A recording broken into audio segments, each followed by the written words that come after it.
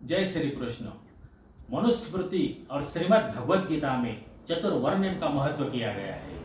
जो अपने सर का भाग है उसे ब्राह्मण कहा गया है, जो अपने छाती का भाग है उसे क्षत्रिय कहा गया है, जो अपने पेट का भाग है उसे वैश्य कहा गया है, और जो अपने पाँव का भाग है उसे शूद्र कहा गया है।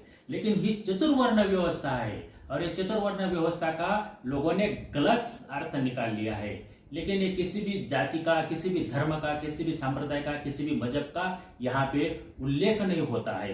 किसी भी स्पेसिफिक जाति का यहाँ पे उल्लेख नहीं होता है। केवल ये चतुर्वर्ण व्यवस्था है और इस चतुर्वर्ण व्यवस्था को बहुत गहरी सोच के साथ समझ लेना चाहिए, क्योंकि ये जब तक आपको चतुर्वर्ण व्यवस्था नहीं समझ में आती तब तक आप भेदभाव में ही जीवन जिएंगे। और मैं कहता हूं, अगर सर का भाव ब्रह्म है तो जो ज्ञानी है, जो पंडित है, जिसे सर्वश्रेष्ठ ज्ञान है उसे ब्रह्म कहा गया है। जो शूर है, वीर है, पराक्रमी है, जो सामर्थ्यवान है, बलवान है उसे क्षत्रिय कहा गया है।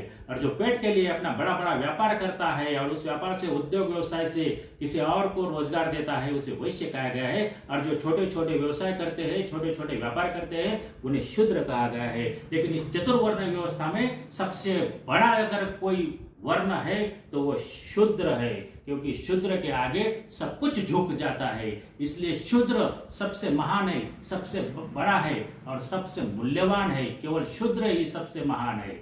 जय श्री कृष्ण।